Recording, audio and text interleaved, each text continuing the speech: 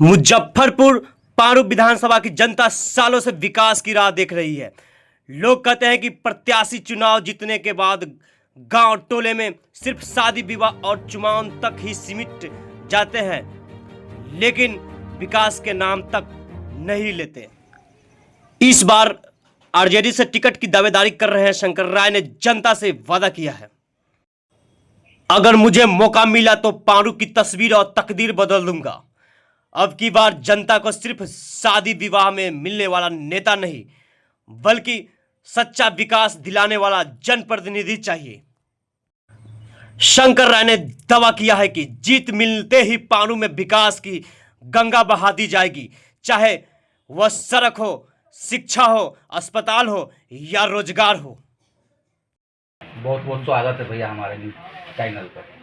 चलिए, आप लोग भी आए, आप लोग का भी बहुत बहुत स्वागत है। आपके जितने तमाम व्यूअर हैं उनको भी शुभकामना है हमारी तरफ से। अच्छा सर, जानना चाह रहे हैं कि सर बिहार का सबसे बड़ा पार्टी आरजेडी से आप नेता है पारू विधानसभा से, तो सर क्या इस बार चुनाव आपको अगर टिकट मिल रहा है तो सर कैसे देखा जाए? देखिए, लोकतंत्र है जी, और लोकतंत्र में जनता मालिक होती है।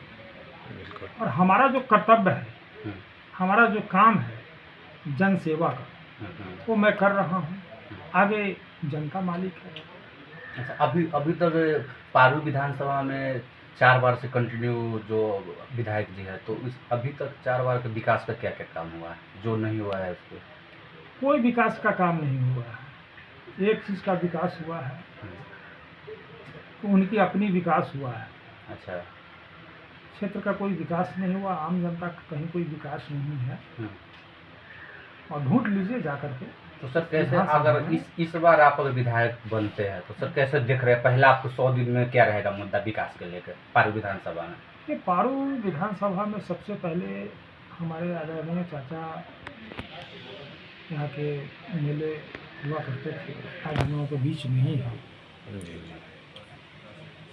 सबसे पहले उनकी प्राथमिकता था शोषित वंचित जो समाज है उसको कैसे हम आगे बढ़ाएं, कैसे उनके बाल बच्चा को कैसे शिक्षित बनाएं। उसी कड़ी में 10 सालों में हम लोगों ने 98 सामुदायिक भवन बना करके, और उसमें प्राथमिक विद्यालय हम लोगों ने कन्वर्ट कराया था। और आज प्राथमिक विद्यालय से उत्क्रमित होकर के बहुत सारे स्कूल जो है कि मध्य विद्यालय हो गए। और आज गरीब के बच्चे पढ़ रहे हैं, पढ़ करके कोई वीडियो बनना है, कोई सीओ बनना है, कोई डॉक्टर बनना है, कोई मास्टर बनना है, कोई क्लर्क बनना है, कोई किरानी बनना है, कोई दरोगा बनना है। तो ये हमारे आदरणीय चाचा जी ने किया था। उस कड़ी को हम सबसे पहले शिक्षा को हम आगे बढ़ाएंगे। और 2020 के चुनाव में मैंने बताया था, गारंटी कार्ड दिया था, और आज भी वो गारंटी कार्ड लागू है। तो उस समय 5 या 6 योजना था गारंटी कार्ड का।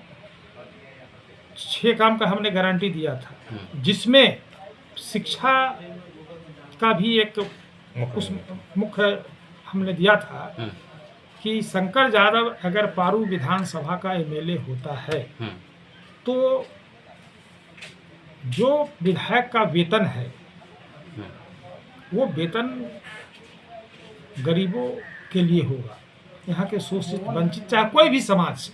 ऐसा नहीं है कि सवर्ण में गरीब नहीं है, सवर्ण में भी गरीब हैं।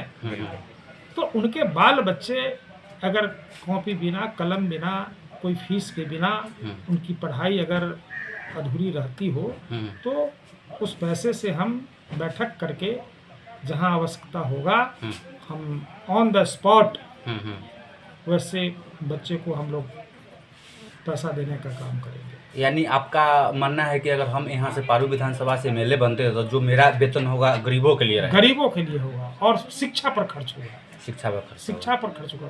खाने पीने, जैसे उनका विजन रहा है 10 साल 20 साल जो भी हो, उनका विजन रहा है कि कोई भी गरीब दरवाजे पर गया तो अगर 50 रुपया, मतलब प्रत्येक परिवार में हम लोगों ने सर्वे किया, गांव में हम लोग घूम रहे हैं, कोई ऐसा परिवार नहीं है जो कह रहा है कि हमको 500 रुपये का महीना। एक महिला बोली कि हमको तो 1100 रुपया मिला, मतलब वृद्धावस्था पेंशन इस बार, और उसमें से 500 रुपया खर्चा हो गया सिर्फ कागज पत्र फोटो कराने में हमारा चला गया। तो सारे लोग, एक एक परिवार, चाहे जाति बिरादरी समाज कोई भी हो, सभी लोग जो है कि सरकार से परेशान है। अभी फिर जो है कि खाता खतियान फिर भेज दिया गया।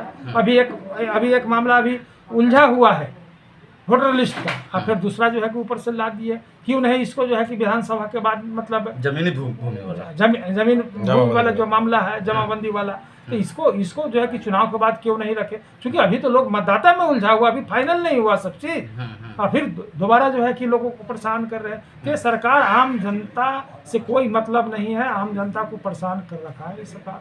अच्छा सर, जैसे आप अगर विधानसभा चुनाव में अगर आप विधायक बनते हैं तो जनता के सामने विधायक लोग और नेता लोग बड़े बड़े वादे करते हैं, तो आपको जनता किस हिसाब से चुनेगी? जो आप उनके सामने क्या प्रस्ताव देंगे जो आपको चुनेंगे और विधायक बनाएंगे? उस पर क्या प्रस्ताव? मेरा तो खुला प्रस्ताव है। खुला प्रस्ताव मैंने बोला कि शिक्षा पहले हमारा मूलभूत जो है कि मुद्दा है, और उसके बाद जो है कि हमने दिया है कि सभी जगहों पे हम नहीं लगा सकते, लेकिन एक केंद्र बिंदु हम लोग बनाएंगे, कार्यालय बनाएंगे, और कार्यालय बना करके वहाँ पर सारे स्टाफ लोग रहेंगे। जो लोगों का जो फोटो स्टेट में पैसा लग रहा है, जिन लोगों को ऑनलाइन कराना है, वो तमाम लोगों को घर घर तक हम लोग पहुँचाएंगे कि आप हमारे सेंटर पर जाइए, आपको 1 रुपया नहीं लगेगा।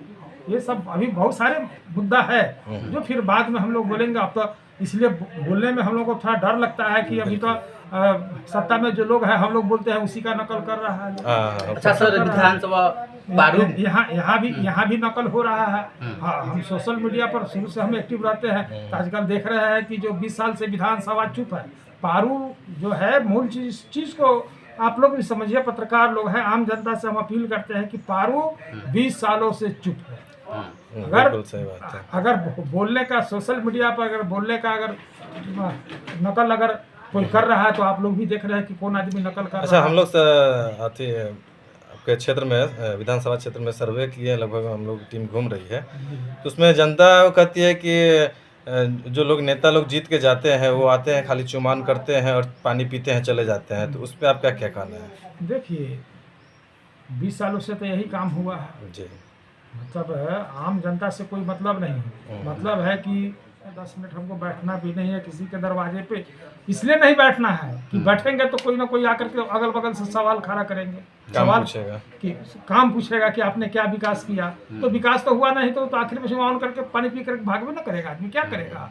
लेकिन वैसी बात नहीं है। हम लोग समाजवादी विचारधारा के लोग हैं, और समाजवादी जो लोग वादा करते हैं वो अपने वादे पर मरते और मिटते हैं और उसको पूरा करते हैं। उसके अंदर समाजवादियों के अंदर जुनून होता है काम करने का।